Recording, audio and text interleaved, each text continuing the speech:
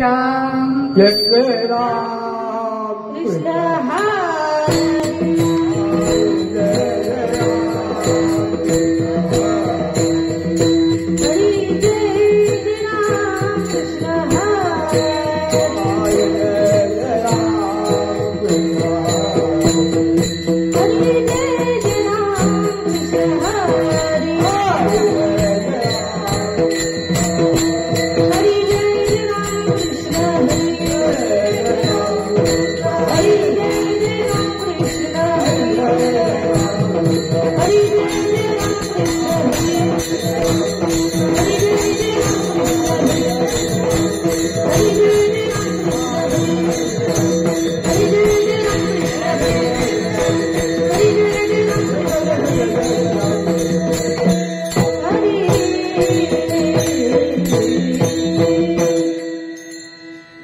रूप पाहता लोचनी लोचनी रूप पाहता लोचनी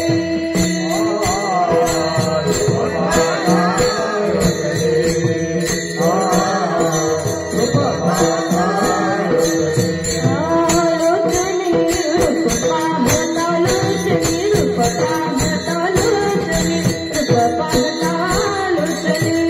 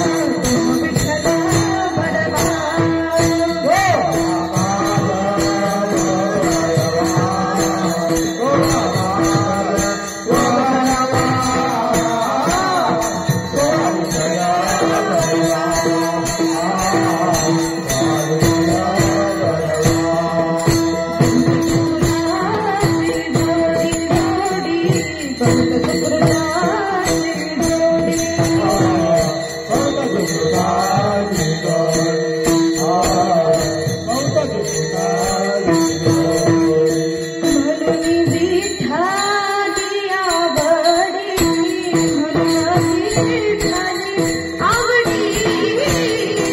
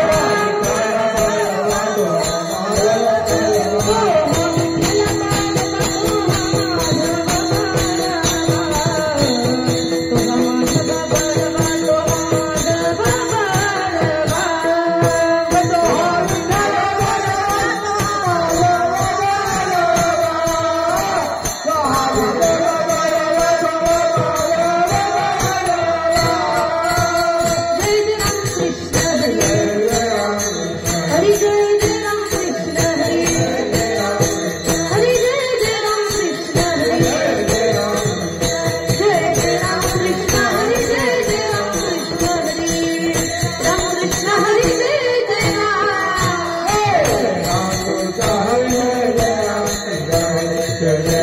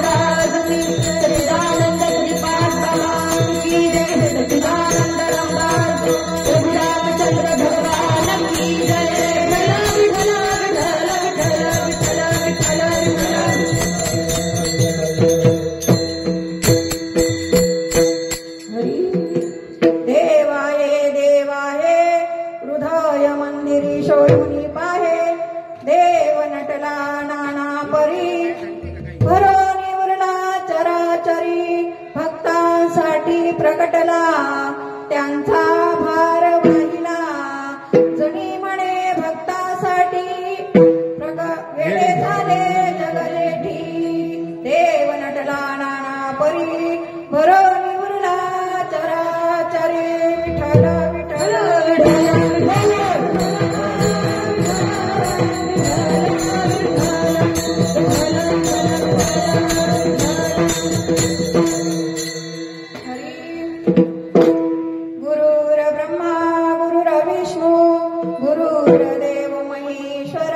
गुरु साक्षात परब्रह्म तस्मै श्री गुरवे नमः ज्ञानमूलं गुरुर्मूर्ति पूजामूलं गुरुर्पदं मंत्रमूलं गुरुवाक्यं मोक्षमूलं गुरुर्कृपा नित्यं शुद्धं निराभासं निराकारं निरञ्जनं नित्यबोधं चिदानन्दं गुरुर्ब्रह्म नमाम्यहम् ब्रह्मानन्दं परमसुखदं केवलं ज्ञानमूर्तिं द्वन्द्वातीतं गगनसदृशं तत्त्वमस्यादिलक्ष्यम् एकं नित्यमिमलमचलं सर्वदि साक्षिभूतं भवातीतं त्रिगुणरहितं सद्गुरुं तं नमामि शरच्चन्द्रबिम्बाधरं चारुहासं लसत्कुण्डलकान्तगण्डस्तरान्तं जपारागबिम्बाधरं कञ्जनेत्रं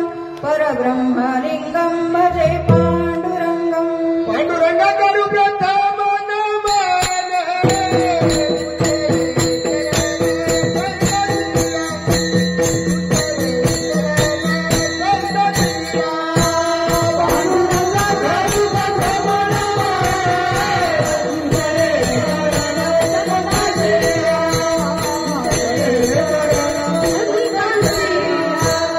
चंद्रमगा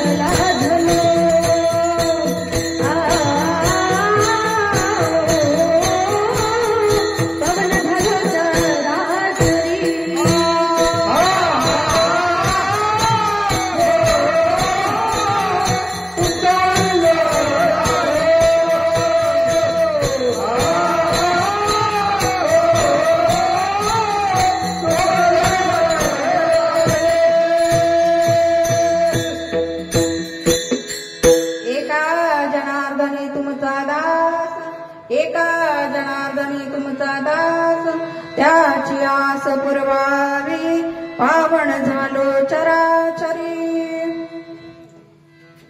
बघा, आज या ठिकाणी आपण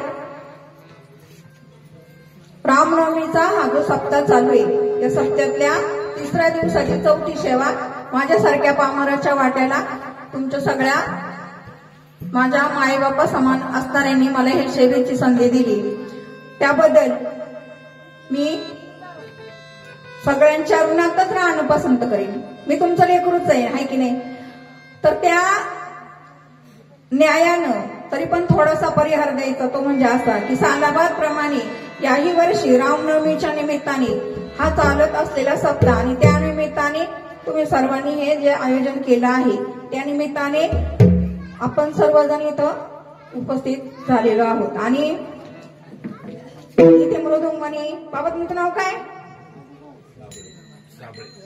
साबळे बाबा. मृदुंगणी म्हणून आज या सेवेला साबळे बाबा म्हणून लाभलेले. तसेच गायक म्हणून बाबा, तुमचं नाव काय?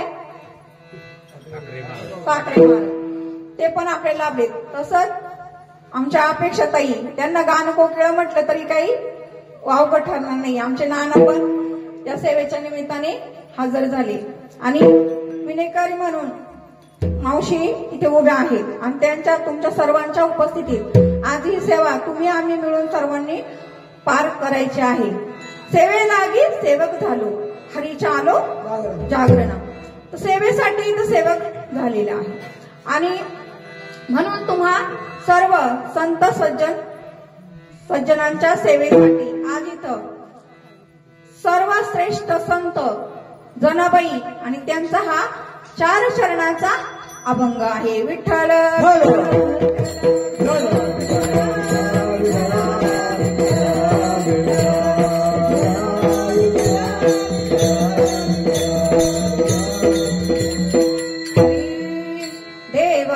देव आहे हृदय मंदिरी शोधोनी पाहे, देव नटला नाना परी भरोनी बुरला चराचरी. भक्तासाठी प्रगटला त्यांचा भार वाहिला, जणी म्हणे भक्तांसाठी वेडे झाले जगजेठी. देव आहे हृदय मंदिरी शोधोनी पाहे, विठ्ठल विठ्ठल.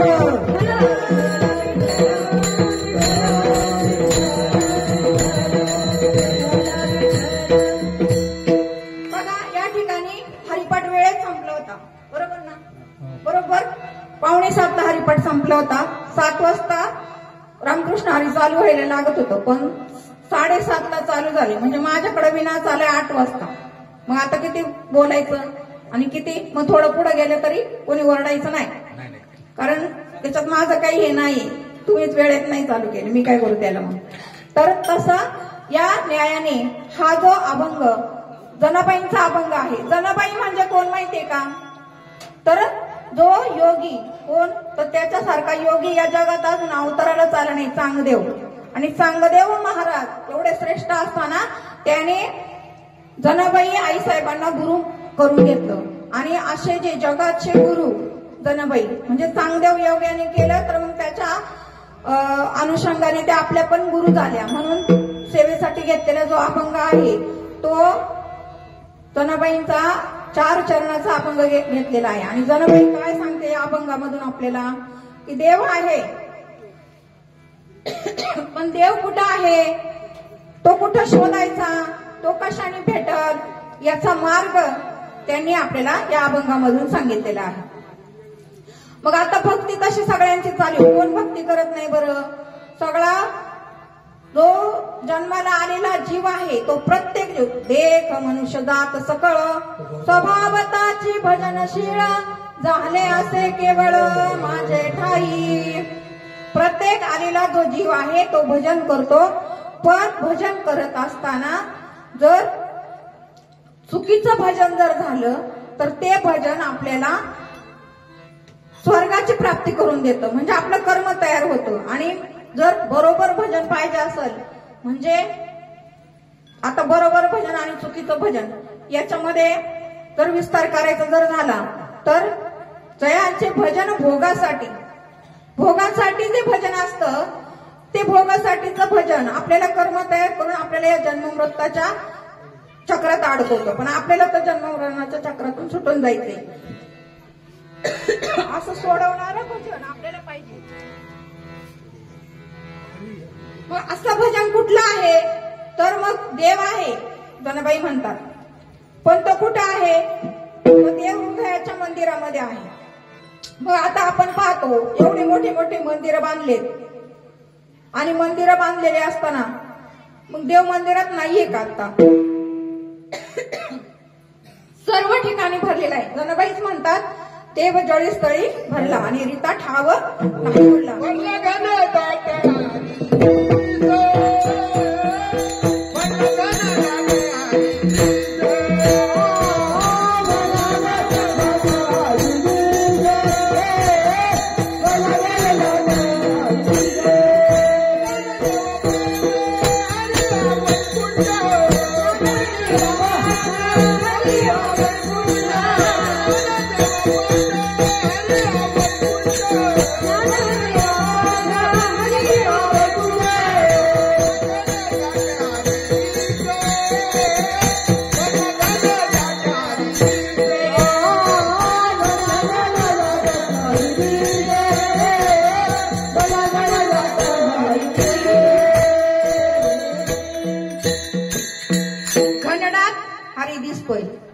पण कोणाला दिसतोय? हे कोणासाठी सांगितलेलं आहे? घनडात दिसतो हे सर्वसामान्य जीवासाठी सांगितलेले नाहीये. हे कोणासाठी आहे? तर ज्याला खरंच दिसतो त्यांच्यासाठी हे वापरलेलं वाक्य आहे. तुम्हाला आम्हाला देव दिसतो का सगळ्यामध्ये? एकनाथ महाराजांना गाढवात सुद्धा देव दिसले होते. त्यांनी काशीचं पाणी आणलेलं गाढवाला पाजलं होतं. तसा मग त्यांच्यासाठी ते वाक्य आहे. आणि का? तर त्यांना तसा अनुभव येत होता. मग तसा आपल्याला अनुभव आहे का? तुकाराम महाराज म्हणतात तुका म्हणे येत अनुभव प्रमाण आणि काय थोरपणे जाळावे ते. आणि दुसरं भजन करायचंय. मग तुकाराम महाराज म्हणतात भजन वंगळवाने नरका जाणे चुकेना.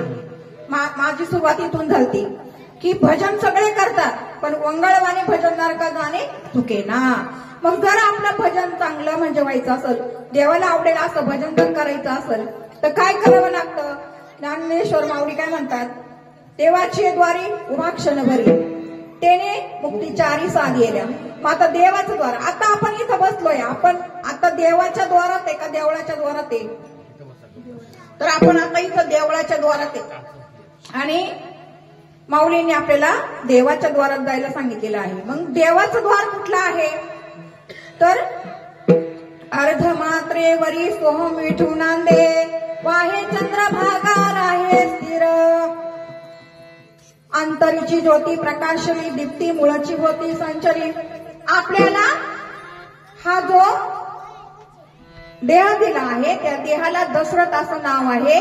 आणि त्या तो दशरथ म्हणजे 10 इंद्रियांचा रथ. आणि तिथं आपल्याला रामाचं अवतरण करायचंय. आज काय आहे? रामनवमी. दुपारी कीर्तन ऐकलं सगळ्यांनी ना? राम अवताराला आले ना. शबरीचा कसा भाव होता? शबरी तिचा भाव इतका म्हणजे घनदाट होता. ती काय म्हणायची माहिती का? राम आएंगे तो अंगना सजाऊंगी दीप जला के दिवाली मैं मनाऊंगी मेरे झोपड़ी के भाग आज खुल जाएंगे राम आएंगे. जब मेरे राम जी का आना होगा शबरी की कुटियों का पावन होगा. जब मेरे राम जी का आना होगा शबरी की कुटियों का पावन होगा.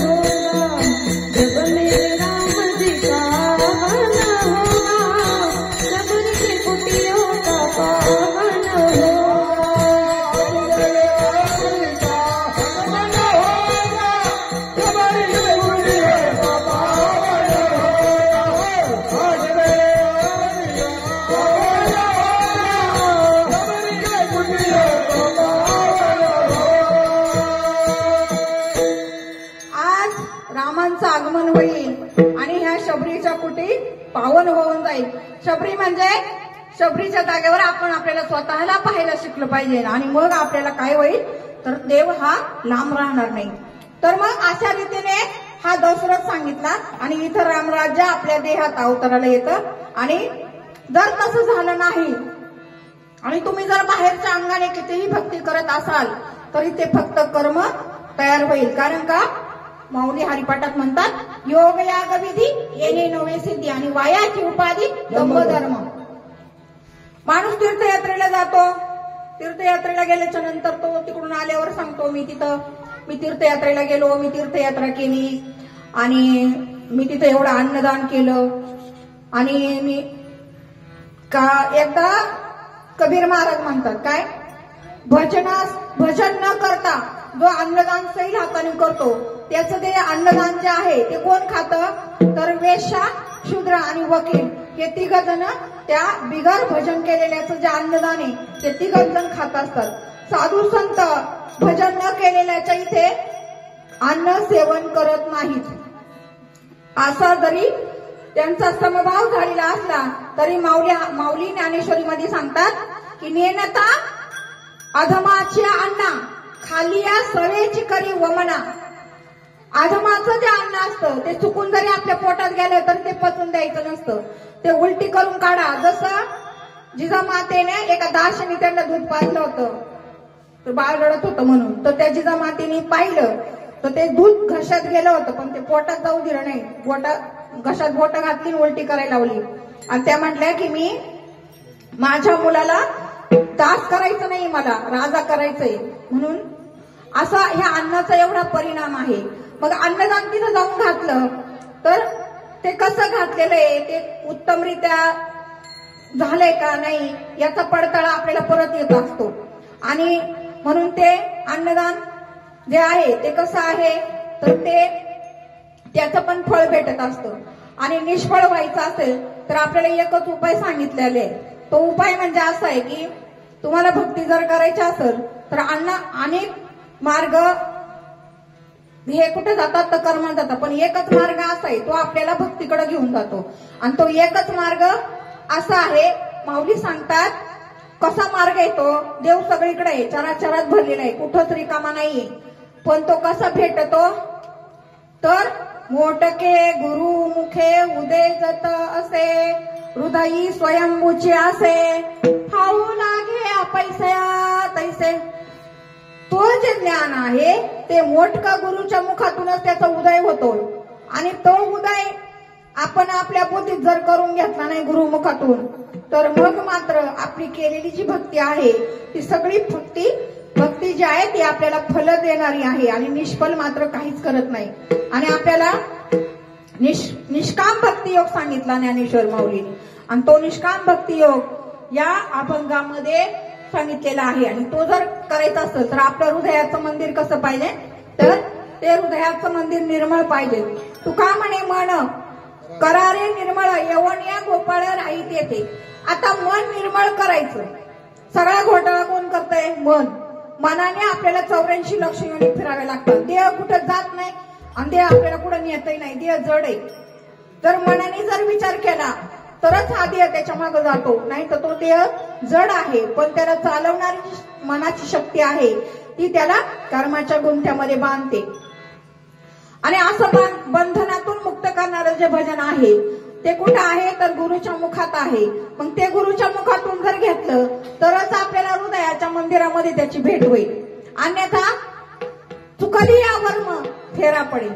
मग वर्म ते एक आहे दृढ धरावा भाव.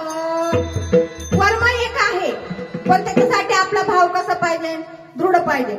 मग दृढ भाव पाहिजे असेल तर त्याला लागतं ज्ञान. ज्ञानाशिवाय भाव होऊ शकत नाही. शुद्ध ज्याचा भाव झाला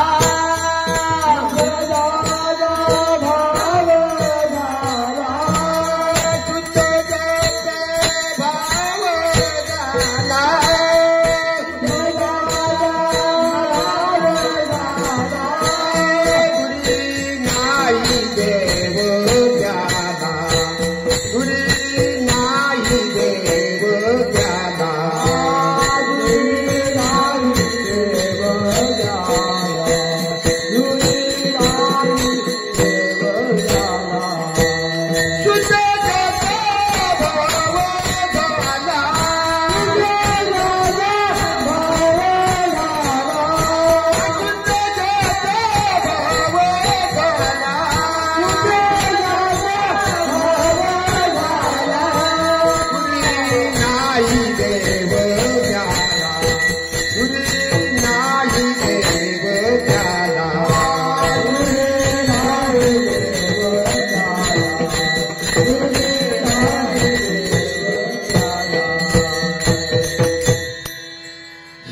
शुद्धाचा भाव झाला तुरी नाही देव त्याला. आता शुद्ध भाव होण्यासाठी आपल्याला पाहिजे ज्ञान. ज्ञानाची भक्ती, बिना ज्ञानाची भक्ती आंधळी असते. आणि आंधळी भक्ती कशी असते सांगू का? एक छोटासा दृष्टांत सांगते बघा. 2 आंधळे होते आणि त्यांची भांडणं चालू होती रस्त्यामध्ये. एवढे भांडत होते ना ते की बार आता एकमेकाच्या पर बोखंडीत बसायचे राहिले होते. पण तिकडून एक डोळस माणूस आला समोरून, त्यांच्या तिकडून तो डोळस माणूस आला आणि त्या आंधळ्यांचं भांडण पाहत तिथं अजून एक जण उभा होता. असे तिथं 4-5 जण ते पाहत होते सगळं. तर जो डोळस आलता त्याने दुसऱ्या डोळसाला विचारलं, कोण जिंकल रे? या दोन्ही मध्ये भांडण चालले, त्यांच्यामध्ये कोण जिंकल? तर मग तो डोळस एक जण काय म्हणतो, अरे ज्याच्या हातात चाकू आहे ना तो जिंकल, ज्याच्या हातात चाकू आहे ना तो जिंकल.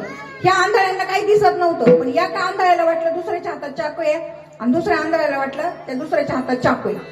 दोघांना वाटलं ज्याच्याकडे चाकू आहे, मग याला वाटलं माझ्याकडे नाही, मी त्याच्याकडे आहे, आणि त्याला वाटलं माझ्याकडे नाही म्हणजे त्याच्याकडे. ते दोघं गप्प झाले आणि आपापल्या वाटेला निघून गेले. तसं त्यांना सोडवण्याची जी युक्ती त्या डोळसाने वापरली, तिथं त्यांनी काय केलं? फक्त शब्दांची किमया केली आणि शब्दांची किमया करून ते भांडण त्यांनी सोडवलं. तसं सद्गुरू काय करतात? आपल्यामध्ये सुद्धा जे अज्ञान भरलेलं आहे ते अज्ञान सद्गुरू काय करतात? तर त्या महावाक्याच्या बोधाने ते अज्ञान एका क्षणात घालवतात आणि ते गेलं की आपल्याला सगळीकडं नेनो अंधारणा उजाडलेगा अशी जरी आपली बुद्धी असली तरी आपल्याला जळीस्थळी आणि काष्टीपाषाणी बोधाने आपल्याला भगवंत प्रत्ययाला येतो. आणि म्हणून ते जर शोधायचं असेल तर आपल्याला ज्ञानाची गरज आहे. मग ज्ञान कसं आहे? तर ते ज्ञान पैगा बरवे जरी मणी आधी आणावे तरी संताया भजावे सर्वस्वेसी. तर तुम्हाला संतांनाच भजावं लागेल, अन्यथा तुम्हाला भेटणार नाही. आणि मनाने जी भक्ती करतो, आता मनाच्या भक्तीचं थोडंसं वर्णन करते. मी काल एका ठिकाणी गांधाला गेलते, तर तिथं एक महिलेने, आम्ही सगळे पंक्तीला जेवायला बसलो, पण ती महिला मात्र आतमध्ये घरामध्ये वेपर्स तळून खात होती. म्हटलं का हो, पंक्तीचं एवढं चांगलं भोजन सोडून? नाही म्हणे मला उपवास आहे. म्हटलं मावशी तुम्ही का उपवास करता? नाही म्हणे मला ना देवाला भेटायचंय. आता देवाला भेटायचंय म्हटलं तुम्हाला कोणी सांगितलं? म्हणे नाही कोणी नाही सांगितलं, मीच करते, मला देवाला भेटायचंय म्हणून मी उपवास करते. मग असं केल्यानंतर मग त्या मावशीला मी सांगितलं, म्हटलं मावशी देवाला जर भेटायचं असं तर उपाशी राहून जर देव भेटत असता तर तो भिकाऱ्याला सगळ्यात आधी भेटला असता.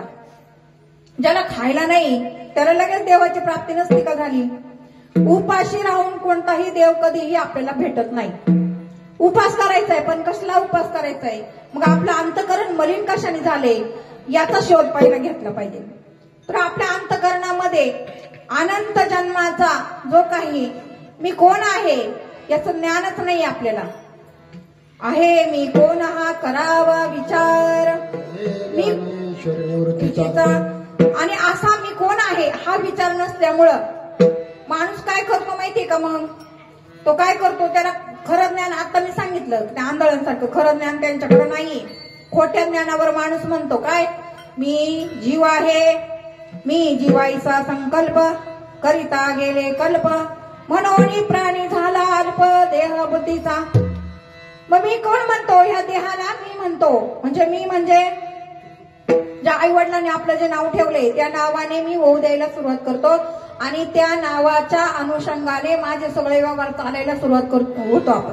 मग जे काही कर्म करतो ते सगळे कर्म मी करतो असं म्हणत राहतो आणि तिथं मी असं म्हणत असताना मग तिथं आपल्याला कर्माने आपण बांधले जातो. म्हणून माऊली आपल्याला काय सांगतात, मी आणि माझी ऐसी आठवण विसरणे जयाच्या अंतकरण पार्था तोची संन्यासी जाण निरंतर.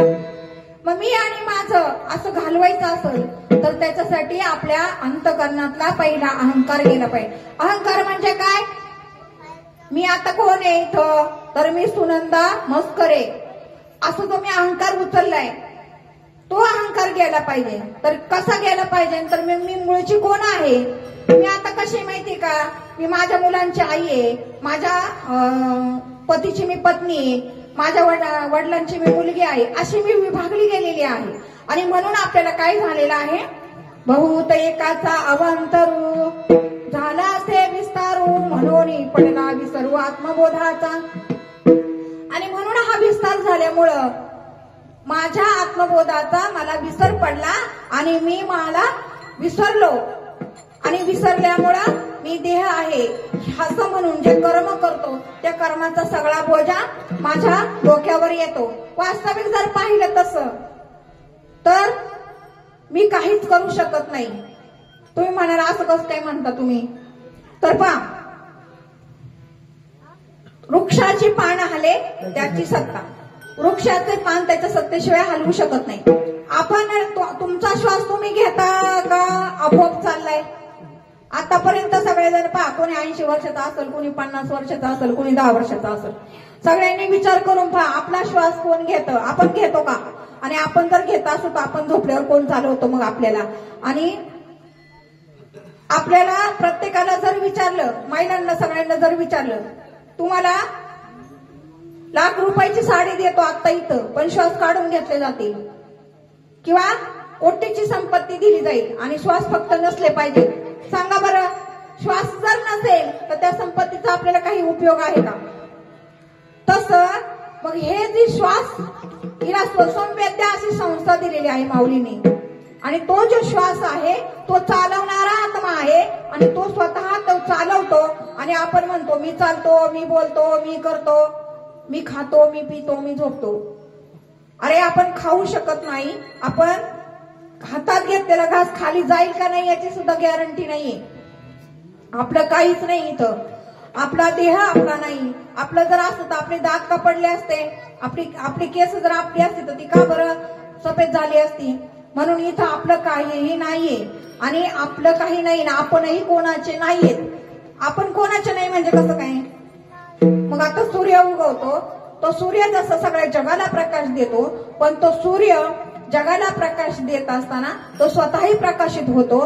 त्याप्रमाणे आपण स्वतः ज्ञान घेतल्यानंतर आपण स्वतः प्रकाशमान आहोत याची आपल्याला जाणीव होते. आणि त्या प्रकाशामध्ये आपल्याला आपल्या स्वतःचं देवाचं खरं रूप काय होतं कळतं. अभंगाच्या पहिल्या चरणामध्ये देवाय देवाय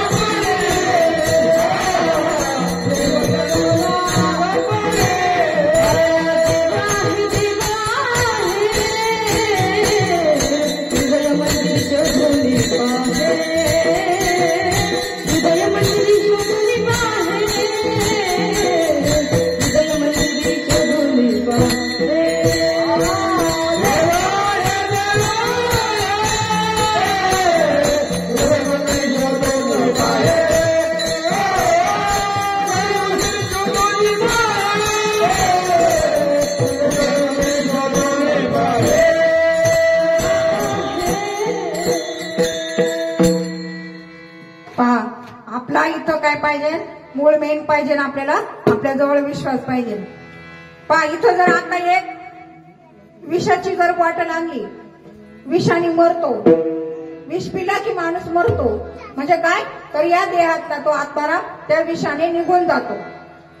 याचा सगळ्यांना कोणी ज्याने विष प्याले नाही तो सुद्धा काय तो घेईल का? त्याला अनुभव नसला तरी तो पिईल का तिथं आणलेली विषाची बॉटल? का? त्याला माहिती तो मारणार आहे, कारण का तर त्या विषयावर त्याचा विश्वास आहे. तसं जर भगवंत संत सांगतात या पद्धतीने केलं तर भेटल, पण इथं मात्र आपला विश्वास काय करतो? कमी पडतो. तिथं कोणीही जीव विश्वास ठेवायला मागत नाही. कारण का तर विश्वास ठेवायला काय लागतं? तर अंतकरण शुद्ध लागतं, आणि शुद्ध अंतकरणालाच फक्त भगवंत कळतो, अन्यथा कळत नाही. आपलं कसं झालंय माहिती का? कसं झालंय सांगू का? आपलं एक तर काय झालं, 2 घुबडं होती, आणि ते घुबडं सख्खे बहीण भाऊ होते, आणि ते संगच शिकारीला जायचे. शिकारीला गेले का?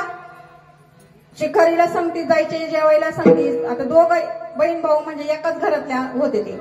तर एक दिवस ते शिकारीला गेले. शिकारीला गेल्याच्या असताना मोठ्याला भावाला साप सापडला शिकारीला. त्याने तो पांज्यात पकडला, आणि त्या बहिणीला उंदीर सापडला बाहेर गेल्यानंतर. आणि ते 2 जण ते शिकार घेऊन एका झाडावरती आले. झाडावरती बसलेला असताना ते 2 विचार करत होते, आता कसं खायचं, तू काय खाणार, मी काय खाणार, असं त्यांचं बोलणं चालू होतं. पण त्यांचं बोलणं चालू असताना तो जो साप आणि तो जो उंदीर होता, त्या सापाने लगेच त्याच्या जगण्याच्या आशा पल्लवित झाल्या, आणि तो त्या उंदराला पकडायला लगेच ललायत झाला. पण इकडं घुबडाच्या पांज्यात हा विसरला. म्हणजे माऊली आपल्याला सांगतात, काय सांगतात माऊली? बेडूक सापाची तोंडी जातासे सबुडाबुडी, परी तो मक्षिकांची कोडी स्मरे ना काही. बेडूक सापाच्या तोंडात चाललाय, पण पुढं माशी दिसते, त्याला ललाईत झालेला आहे. तसं आपण काळाच्या जबड्यात चाललोय, आणि याचं आपल्याला स्मरण नाही, आणि ते स्मरण आपल्याला साधू संत करून देतात. म्हणून साधूची शरणागती पत्करायची असते, आणि त्या आपला जो काही मनाचा कल आहे तो विषयाकडे चालू आहे, म्हणून आपल्याला काळाचं स्मरण नाहीये. तर सद्गुरूचं देवाचं तर खूप लांब राहिलं. आणि असं जो विस्मृतीत गेलेली जी बुद्धी आहे तिला स्मृतीत आणायचंय, आणि ती बुद्धी इकडं तिकडं कुठंही न भेटता ती बुद्धी आपली काय होते? तर आपल्याला आपल्या अंतकरणामध्ये भेटते. चित्तामध्ये आपलं चित्त निर्मळ झालं का ती तिथं भेटते. पण आपल्याला मी आता सांगितलं की आपला विषयावरती ओढा असल्यामुळं आपल्याला परमार्थ कळू लागतो. माऊली म्हणतात, विषयाचा परिपाडू गोड परमार्थ लागे कडू, कडू विषय तो जीवासी गोडू झाला. विषयामध्ये रात्रंदिवस आम्ही चालतोय, पण परमार्थामध्ये थोडीशी सुद्धा आपली वृत्ती उचलत नाही. फक्त काय? देव, पाषाण, प्रतिमा, मी आणि देव याच्या पलीकडे आपली बुद्धी जाऊ शकत नाही. आणि तिकडे न्यायची जर असेल तर आपल्याला सद्गुरूच्या भक्तीची गरज आहे. आणि सद्गुरू आपल्याला काय करतात? तर सद्गुरू आपल्या कानामध्ये एक शब्द पेरतात, आणि त्याला बोध असं म्हणतात. तो बोध घेतल्याशिवाय गौतम बुद्ध जे बोधामुळे बुद्ध झाले, पण बिना बोधाचा जीव हा बुद्धू होतो. बुद्धू म्हणजे गाढवच्या गाढवत राहतो. म्हणजे काय? प्रपंचातली ओझी वाहतो, आणि जन्माला आला हेला, आणि पाणी वाहता वाहता गेला. तसा आपला हा देह आहे, हा प्रपंचामध्ये आपण कष्ट करून करून करून झिजून झिजून त्याला संपवून टाकतो. पण आता तुम्ही बारीक जर विचार केला तर बघा, किती देह आले गेले संपले, पण प्रपंच संपलाय का? तो तसाच तसा आहे. कसं होतं आपलं बघा, आजा मेला पंजा गेला, बाप मसना गेला, देखत देखत नातू पंतू तोही तैसा झाला. आपल्या देखत आपला आजा गेला, आपला पंजा गेला, असे सगळे आपल्या पुढून जातात आहे. आपले जीवलक सुद्धा जातात आहे, आपल्याला सुद्धा जायचंय, पण आपल्याला आपल्या बरोबर काही सुद्धा नेता येत नाही. याची का बरं आपल्याला जाणीव होत नाही? आणि ती जाणीव एकदा का झाली की आपण शबरीसारखे मग त्या मार्गाला लागू, आणि मग आपल्याला काय होईल? तर तो मार्ग घेतला की मग आपल्या भक्तीला खरी सुरुवात होईल. आणि मग भक्तीला सुरुवात झाल्याच्या नंतर मग आपल्याला आपल्या अंतरात्म्यामध्ये त्याची प्रचिती येईल, आणि प्रचिती आली की मग आपला विश्वास बसेल, आणि मग विश्वास बसला की मग विश्वासी नाही लागत सायास, अनायास ते रंग अंगा येतो. एकदा का विश्वास आला की मग अनायासेच आपल्या अंगामध्ये रंग चढायला सुरुवात होतो. जनाबाईने विश्वास ठेवला, नामदेवरायांनी किती गाढ विश्वास ठेवला. ज्ञानोबा तर स्वतः महाविष्णूचे अवतार होते, पण त्यांनी सुद्धा काय केलं हो, तर निवृत्ती दादांचा पहिला काय केला तर अनुग्रह घेतला. पहिल्या अध्यायामध्ये ओवी आलेली आहे, तैसा आणि अनुग्रही तू सद्गुरूचा निरोप घेऊन मी सांगायला आलोय. पण मी कोण आहे तर मी अनुग्रहित आहे, माझ्या गुरूंचा मला काय आहे तर बोध आहे. आपण सगळे नवनाथ ग्रंथ ऐकलेली लोक आहेत, त्याच्यामध्ये सगळं सांगितलेले. नवनाथ ग्रंथामध्ये अनुग्रह आणि साधना याच्या व्यतिरिक्त काहीच भरलेलं नाही. तसं जर पाहिलं तर मच्छिंद्रनाथांनी गोरक्षनाथांना दिलं, गोरक्षनाथांनी गैरीनाथांना दिलं, अशी ही जी परंपरा आपल्यापर्यंत चालत आलेली आहे. आणि एक गुरु एक शिष्य असा 6 प्रकार पहिला चालू होता. पण माऊली म्हटले मला हे सगळ्या जगाला द्यायचं आहे. प्रकट गुय बोले विश्वा ब्रह्माची केले, प्रगट गुय बोले विश्व ब्रह्माची केले, रामजनार्दनी चरणी मस्तक ठेविले, आरती गणराजा, आरती गणराजा, माधवरती जा देवती जादू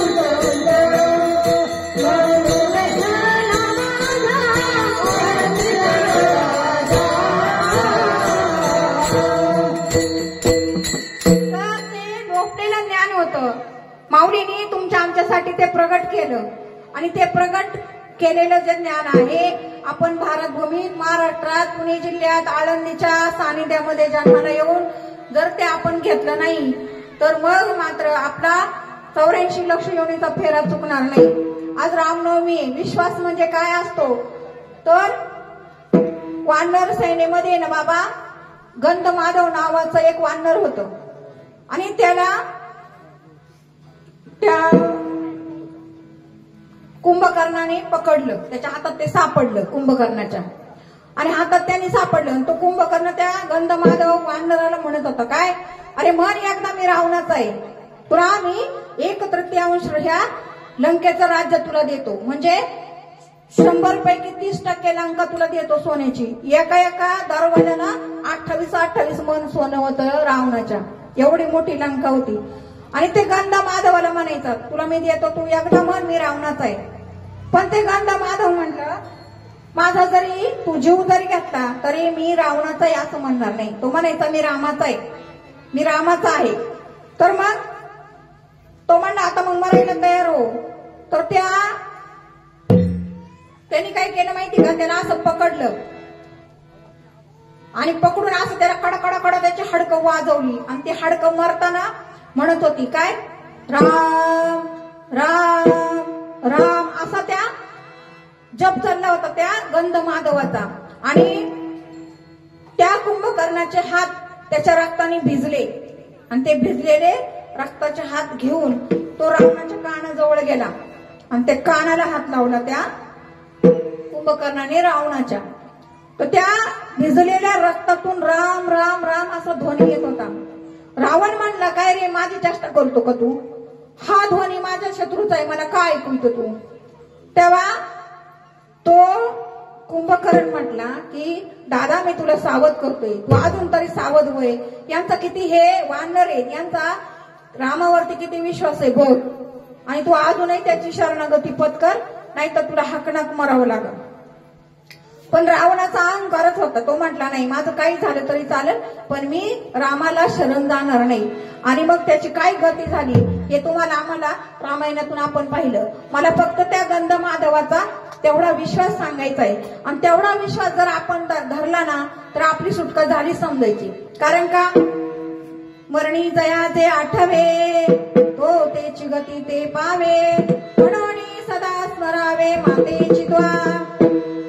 मरताना आठवलं नाही एकदा प्रभूचं नाम की मग आपण रामरूप होऊन राहतो.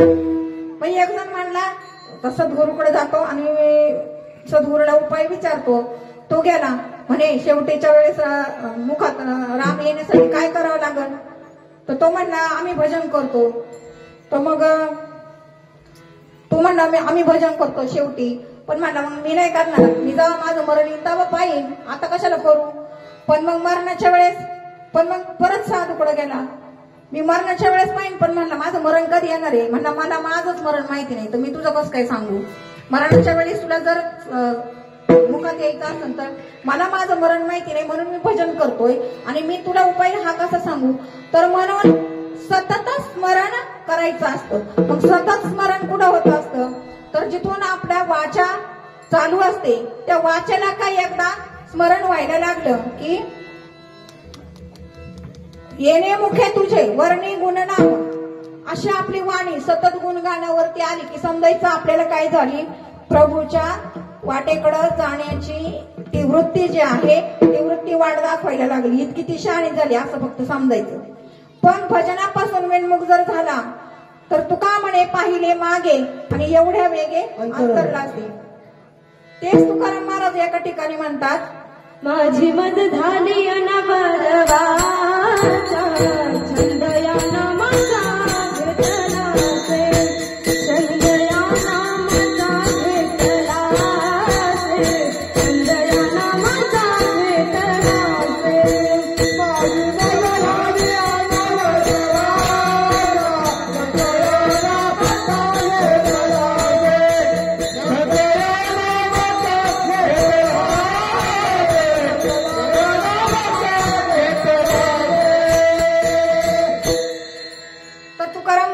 वाचा इतकी अनावर झाली होती. आता दृष्टांत देऊन मला तिकडं जायचं नाही, इतकी अनावर झाली की ते बहिर दिशेला गेले. तिकडं सुद्धा एक इंग्रज अधिकारी गेलता. तो म्हणे तुम्ही चुकीच्या जागेवर सुद्धा नामस्मरण करता. तो म्हणे मग मला माझी वाचा आवरत नाही, तू धरून ठेव, मी नाही करणार. तर त्या अधिकाऱ्याने तुकाराम महाराजांची जीभ पकडली. तर ती जीभ आणि तो अधिकारी रामकृष्ण हरी उड्या मारायला लागला होता. इतकी त्यांची वाणी त्यांना अनावर झाली होती. मग आपलं तर कसं आहे हो, आपलं तसं आहे का? अजिबात नाही, तसं होणारही नाही. पण तुकाराम महाराजांनी इतकं भजन आपलं होऊ शकत नाही आणि होईल पण. एखाद्याने जर मानव घेतलं तर का बरं होणार नाही. असाध्य ते साध्य करिता सायास तुका म्हणे. साध्य होणार नाही का आपल्याला, पण होईल. पण तरी सुद्धा काय करायचंय त्यातल्या त्यात कामामध्ये काम, काही म्हणा राम राम. आणि एकदा का ती वाचा राम नामाला चटवली की मग मात्र पुंडलिक वरदे हरी ऐकोनी गजर, शंख चक्र गदा पद्म सहित सामोरे आले ऋषीश्वर. पुंडलिका वरदे नुसता गजर ऐकून द्यावाला दम पडत नाही मंदिरात. तो मंडपात येऊन लगेच गदा शंख चक्र घेऊन कीर्तनामध्ये नाचतो. येऊन कीर्तनामध्ये देव उभा असतो.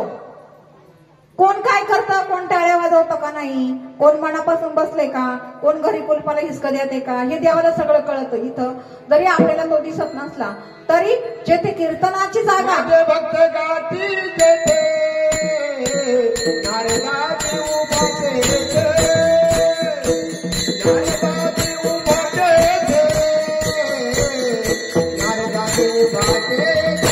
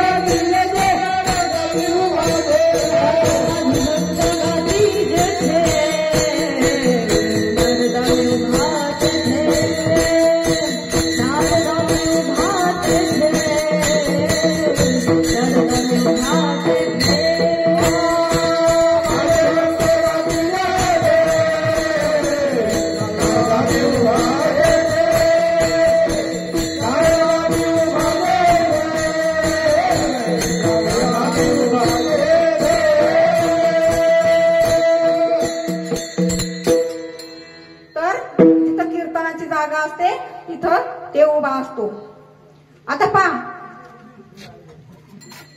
देव काय म्हणतो माहितीये का, तो मी वैकुंठी नसे एक वेळ भानुबिंबी नसे, योगियांची मानसे उमरडून जाय.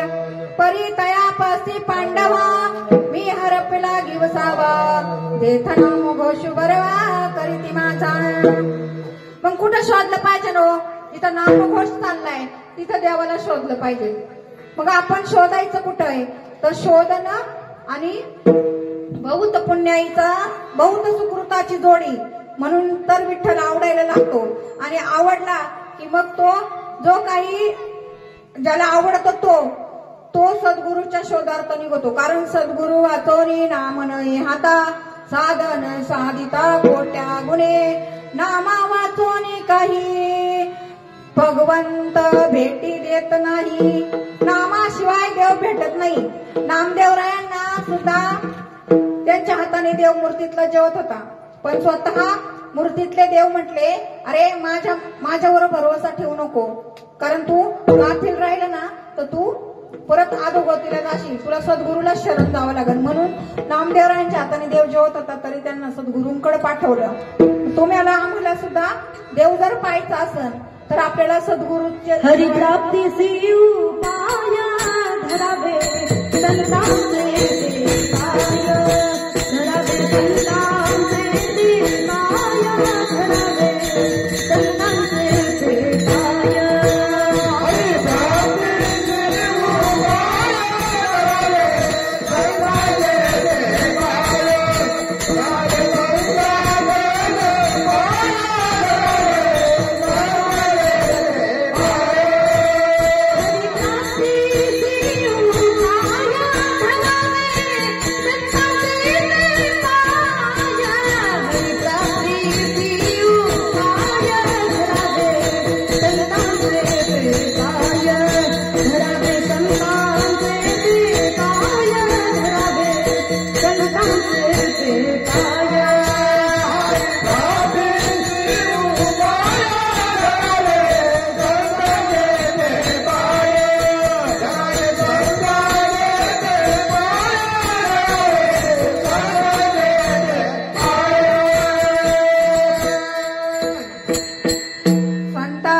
प्राप्ती नाही ऐसे वेद देती बाई.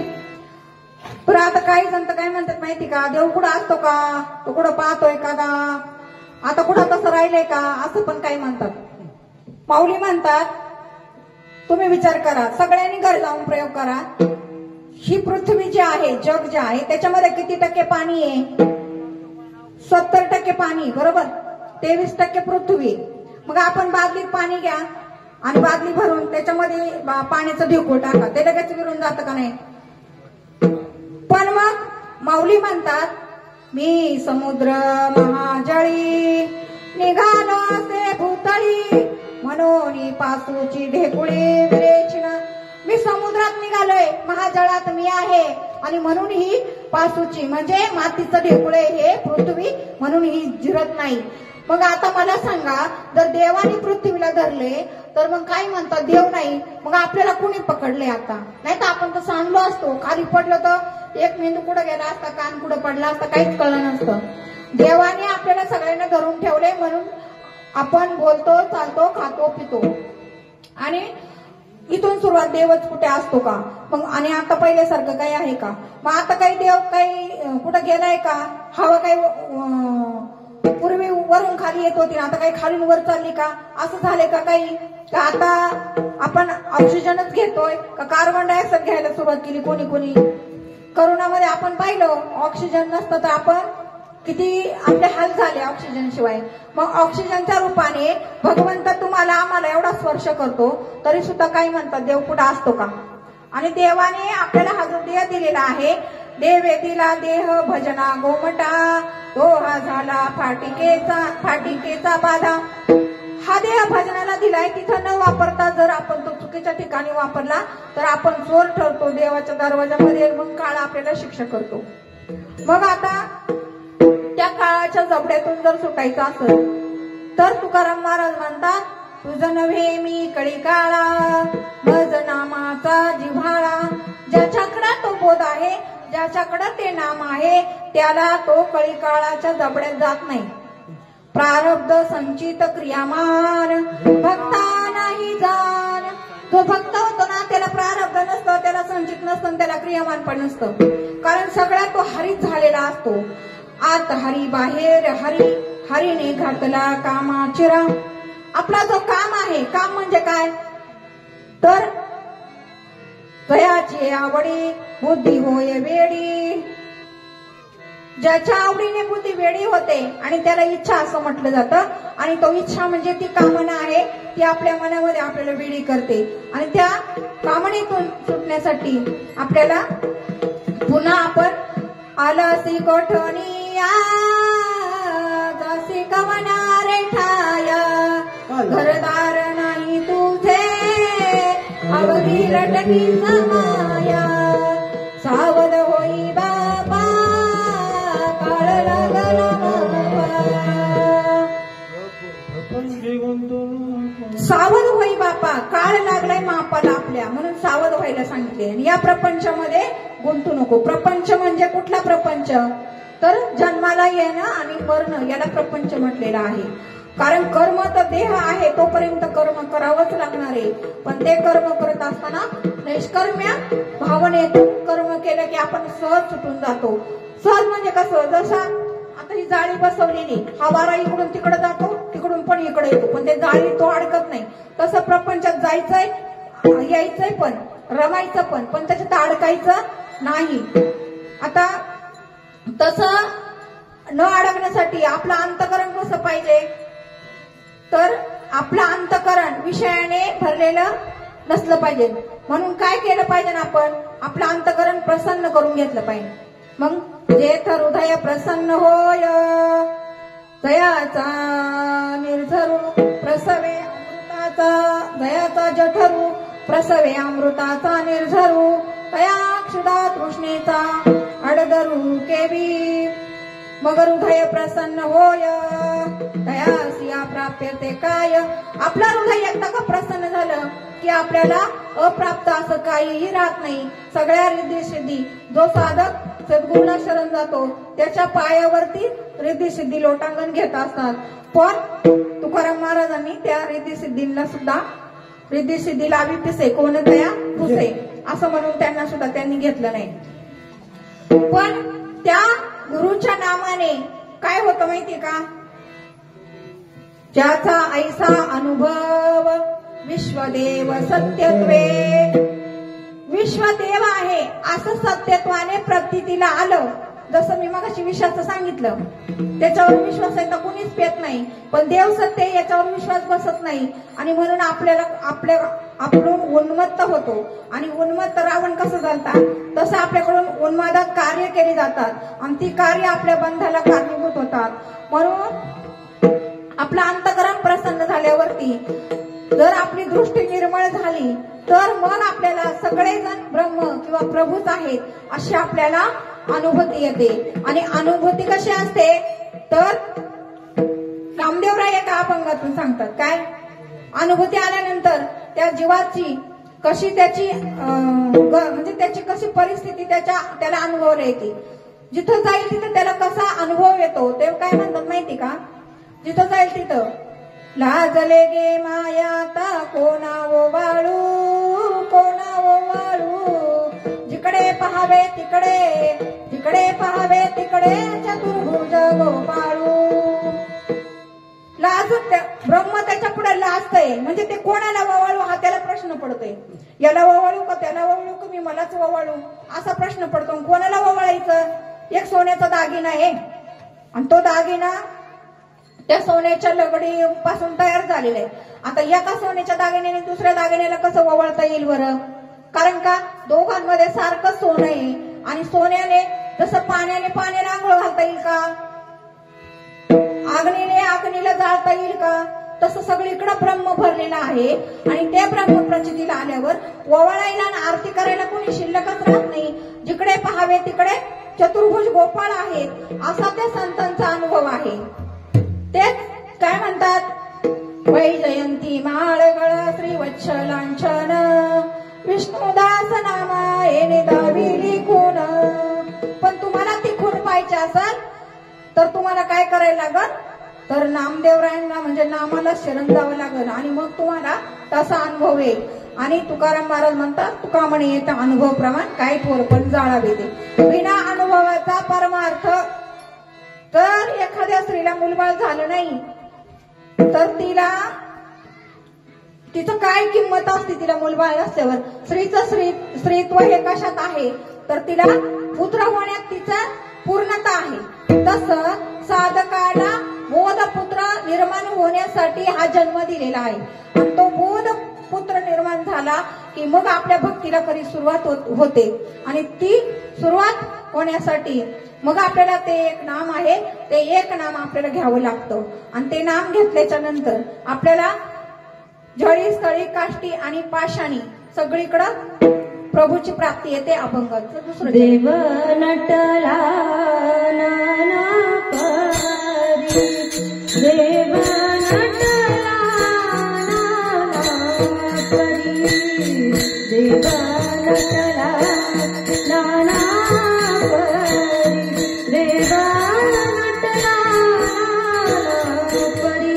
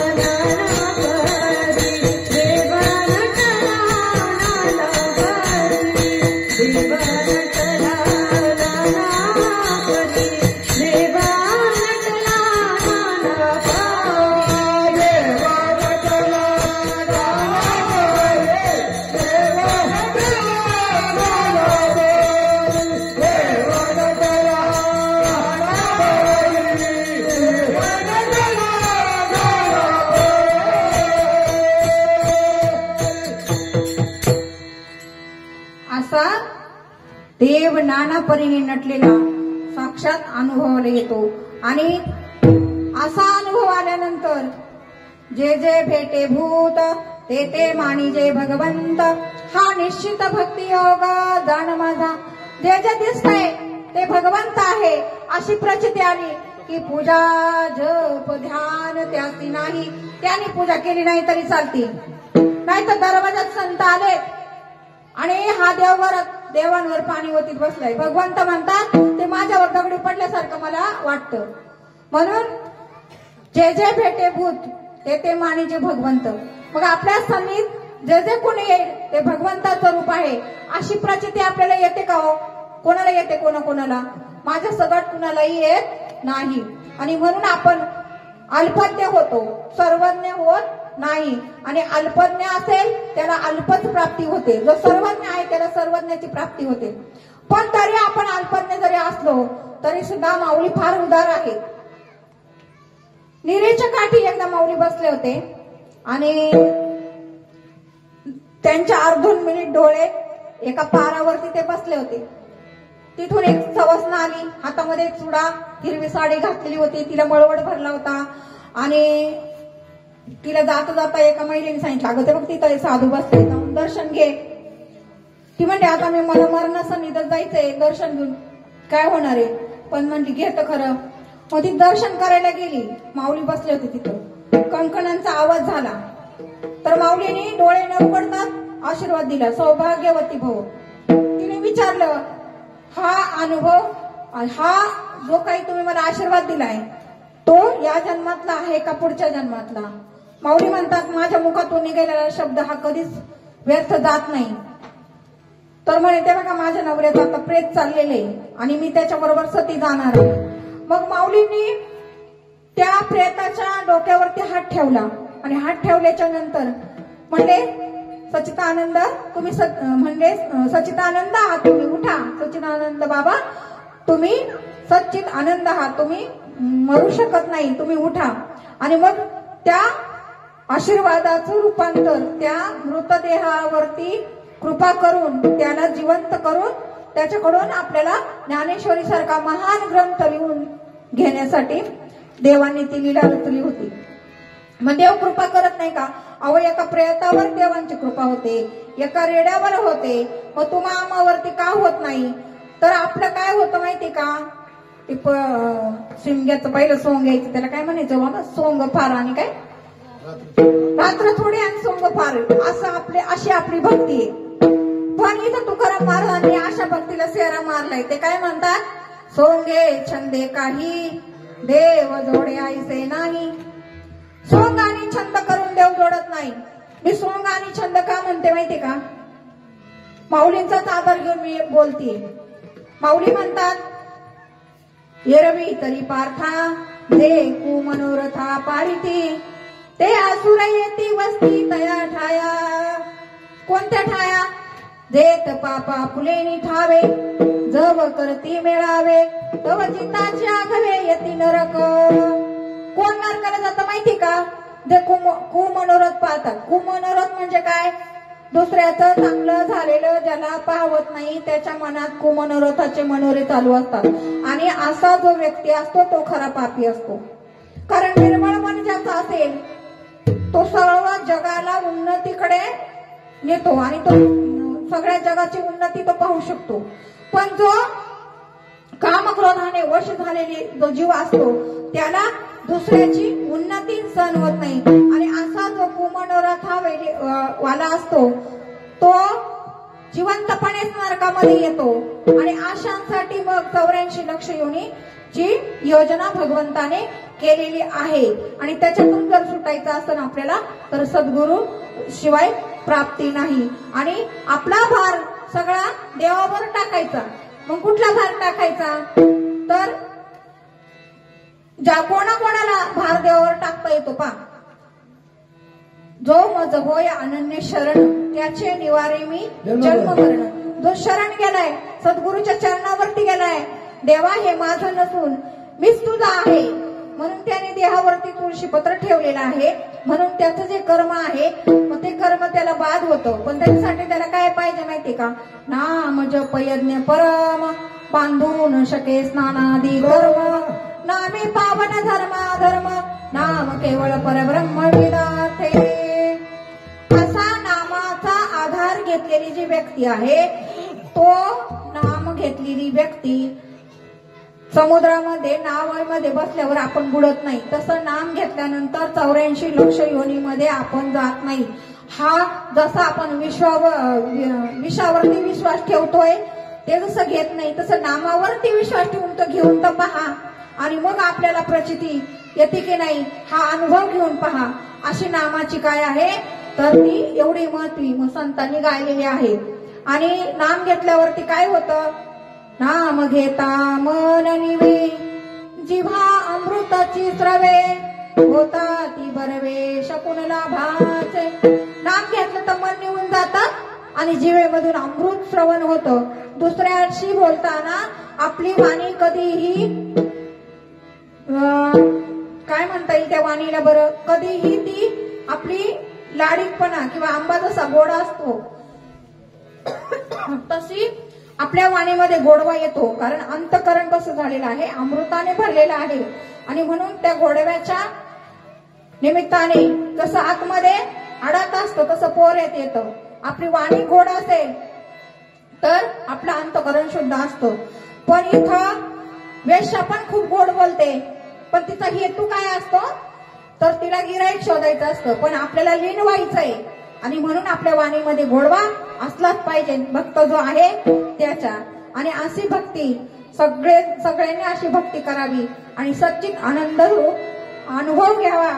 याचा अट्टहास करून सांगायचं कारण एवढंच की जे आनंदाचे लाडू आम्ही खातो ते तुम्हा सर्वांना मिळावं ही एवढीच एक आमची काय आहे तर इच्छा आहे. आणि म्हणून हा मेळ मिळवलेला आहे आणि म्हणून त्या मार्गाने तेनेची पंथे चालू जाता न पडे गुंथा कोठे काही.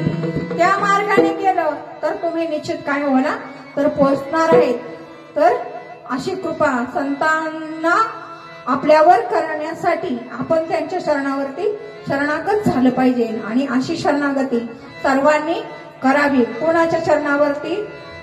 ज्ञानेश्वर नाही विठोबा रखुमाई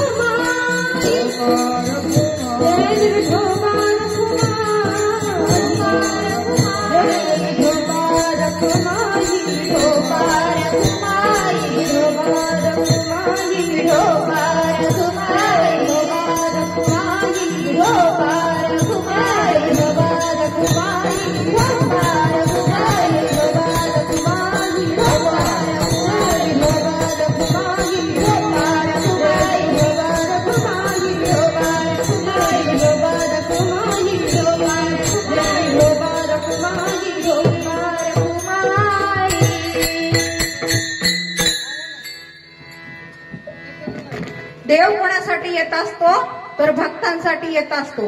भक्त भक्तांसाठीच काय येतो तर भक्त आपलं सर्वस्व देवावरून काय करत असतात तर ते सर्व देवाला अर्पण करत असतात.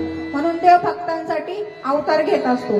भक्तांसाठीच करतात म्हणजे कसं करतात तर जसं प्रल्हाद काय करायचा तर देवाच्या साठी सगळं भजनामध्ये सगळा काळ घालवायचा आणि देवासाठी तो सगळं कार्य करायचा. मग त्याला परत तेलाच्या कढईत टाकलं तरी सुद्धा त्याचा नारायण नारायण नामाचा जप मध्ये कधी खंड पडत नव्हता. म्हणजे सर्व कार्य करताना तो काय करायचा सारखा नारायण नारायणाचा जप करायचा. आणि म्हणून त्याला त्याच्या वडिलांनी विचारलं की तुझा देव कुठं आहे तर तो फक्त प्रल्हाद म्हणला की कुठं नाहीये, या खांबात पण माझा देव आहे.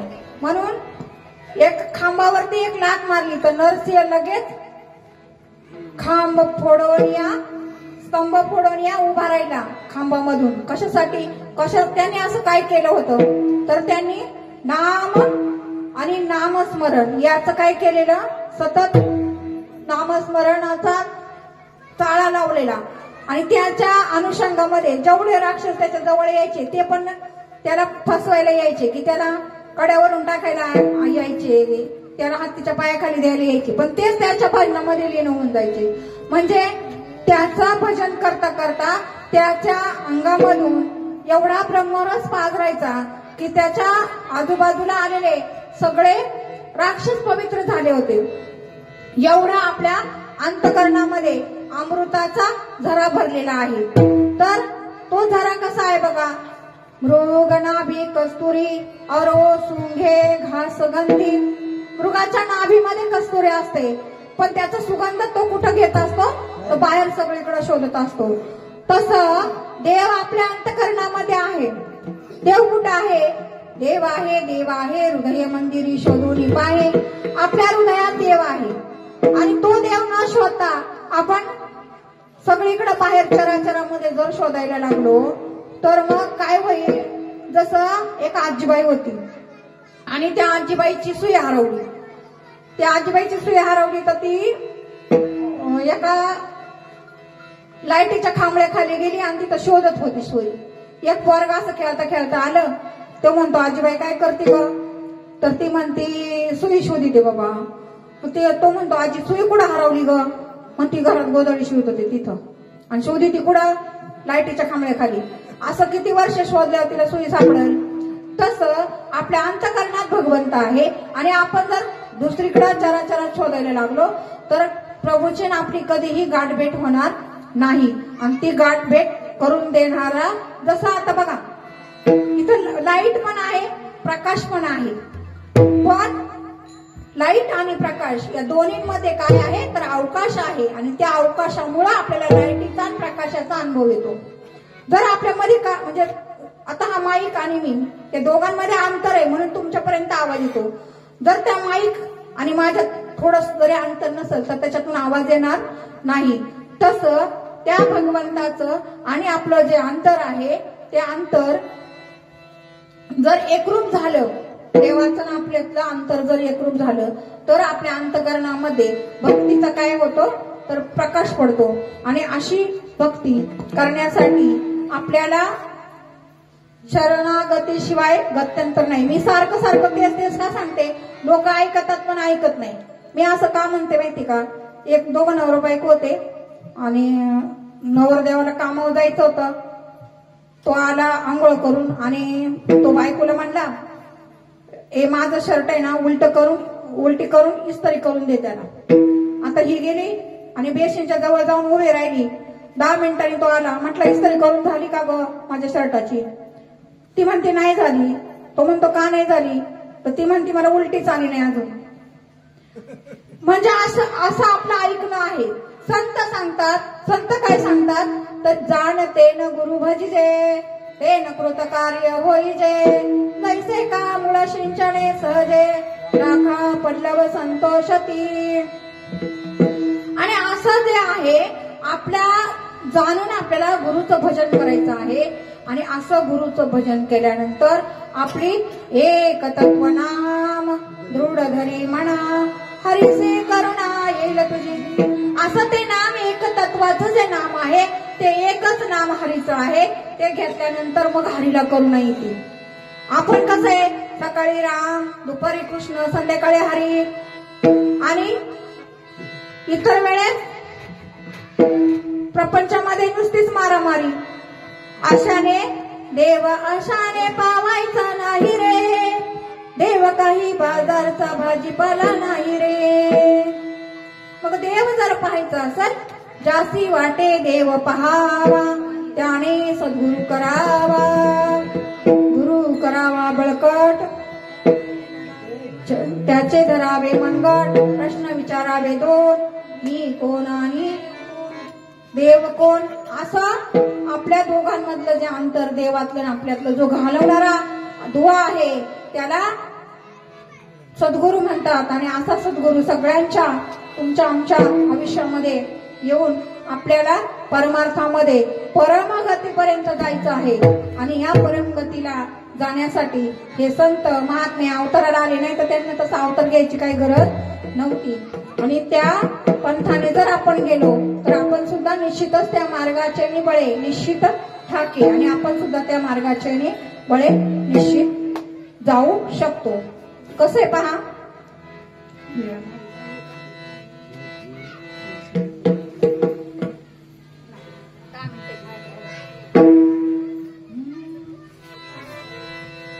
प्रभु का बरस रहा है पीले अमृत प्यासे सातों तीर्थ तेरे अंदर बाहर किसे तलासे. कण कण में हरि क्षण क्षण में हरि असुवन में हरि मुस्कान में हरि. अंतर की आंखें खो कोई दर्शन पाएगा ना जाने किस रूप में आकर नारायण मिल जाएगा. ये दुनिया कर्म की खेती है नियति भेद नहीं करती. जो लेती है वो देती है जो बोएगा वो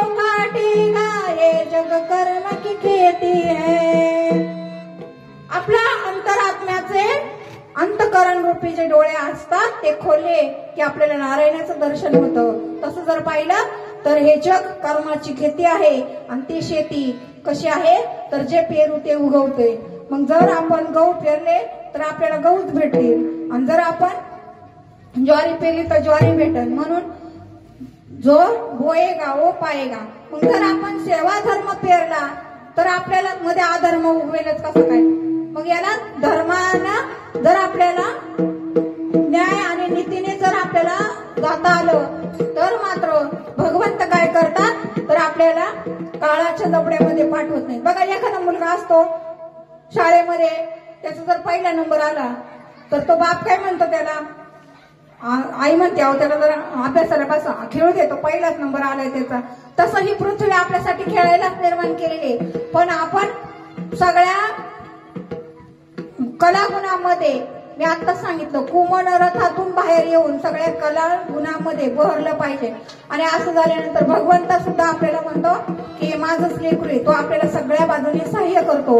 आणि असं सहाय्यभूत भक्ती आपली जर झाली तर मग भगवंत आपल्याला दूर नाहीये. आणि तो जर दूर आपल्या जवळ असताना लांब कशाला जायचं उगाच अंतःकरणामध्ये शोधायचं आहे.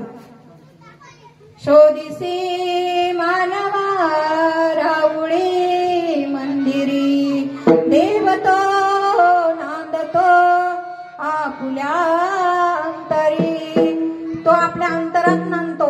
रावळात मंदिरात शोधून तो सापडणार नाही. आणि मी बोलताना काही वेडवाकडं बोलले असेल कोणाच्या अंतःकरणाला लागला असेल तर तुमचं लेकरू म्हणून मला क्षमा करा. जे चांगलं असेल ते माझ्या सद्गुरूंचं आहे आणि जे वेडवाकडं असेल तो माझ्या बुद्धीचा दोष आहे. इथं आलेले तुम्ही सर्व श्रोते गायक वादक सगळे जण सगळ्यांनी तुम्ही वेडीवाकडी माझी बडबड 1.5-2 तास ऐकून घेतली. आणि ही जी सेवा झालेली आहे ती सेवा तुमच्या सर्व साधू संतांच्या चरणावरती समर्पित करत असताना तुम्ही सर्वांनी हा जो त्याला जगन्नाथाचा रथ म्हणतात हा जो रथ चाललेला आहे तो जगन्नाथाचा रथ तुम्ही पाहिला का जगन्नाथपुरीत कसं चालतो. सगळे जगातले सगळे लोक तिथं जातात आणि त्या रथाला थोडासा हात लावित तो रथ ओढत नेत असतात. तसं हा इथं आता जो नामयज्ञ चाललेला आहे त्याला सुद्धा जगन्नाथाचा रथ म्हणतात. तर तसं इथं ह्या रथाला सुद्धा सगळ्यांनी थोडा चालवलं पाहिजे तर हा चालेल. सुरू करणं खूप सोपं असतं पण ते अनंत काळापर्यंत चालवणं खूप अवघड असतं. आणि हा जो चालेला हा यज्ञ जो चालला आहे तो इवलेसे रोप लाभिले द्वारी त्याचा वेलू गेला गगनावरी. या न्यायानं जे हे सांगोलकरांना हे छोटस रोपट लावलेलं आहे त्याचा वेल गगनापर्यंत जावो अशी माऊलींच्या चरणी प्रार्थना करते. ज्ञानेश्वर माऊली ज्ञानराज माऊली ज्ञानेश्वर माऊली ज्ञानराज माऊली ज्ञानेश्वर माऊली ज्ञानराज माऊली ज्ञानेश्वर माऊली ज्ञानराज माऊली ज्ञानेश्वर माऊली ज्ञानराज माऊली.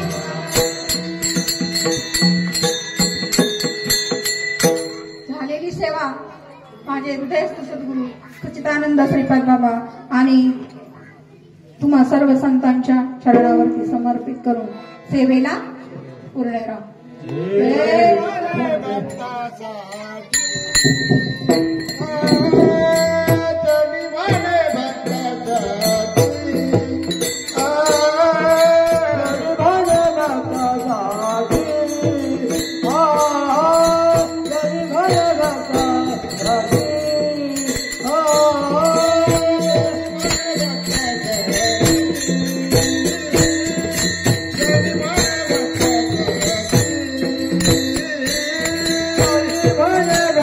Bye.